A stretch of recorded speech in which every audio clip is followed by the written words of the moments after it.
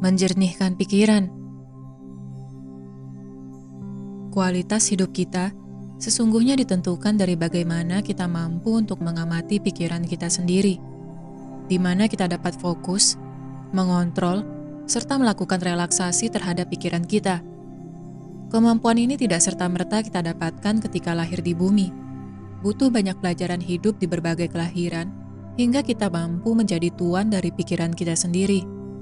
Saat ini di bumi kita, ketika kemajuan teknologi sedang kita alami, kontrol akan pikiran kita dipegang oleh gadget, di mana sosial media dengan begitu banyak kontennya mengalihkan pikiran kita setiap detik, entah melalui berbagai jenis iklan, konten dari para kreator, maupun unggahan foto atau video dari teman kita sendiri.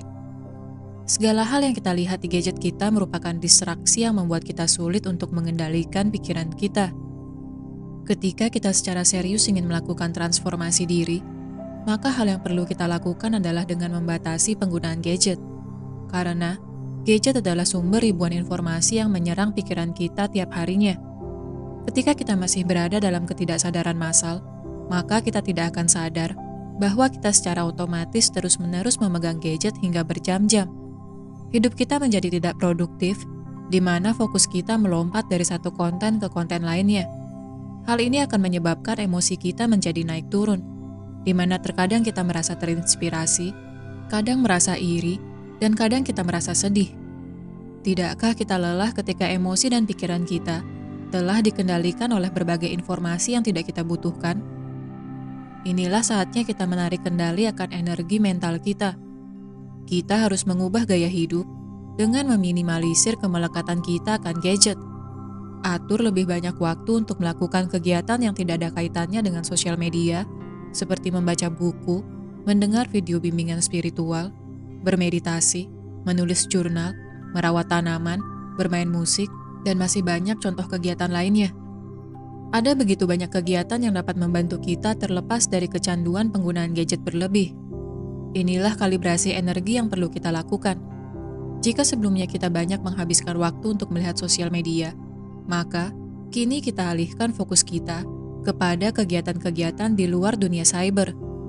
Ketika kita mulai terbiasa fokus akan kegiatan yang berkaitan dengan pertumbuhan kesadaran, maka pintu pencerahan akan terbuka bagi kita.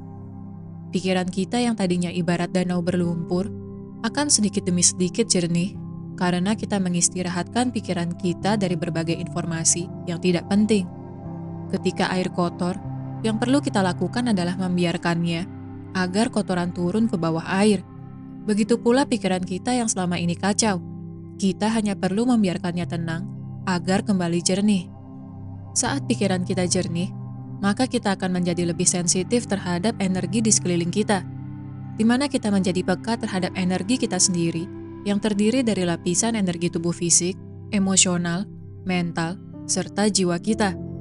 Jika keempatnya selaras, maka mata ketiga kita akan peka terhadap energi yang ada di sekitar kita, baik itu energi dari keluarga, pasangan, sahabat, maupun orang-orang yang ada di sekeliling kita.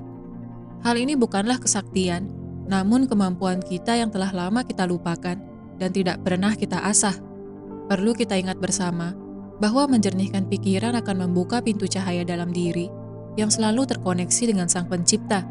Ingatlah bahwa peningkatan kesadaran artinya kita mampu menundukkan ego, sehingga kita menjadi lebih mawas, bijak, dan hadir di momen saat ini.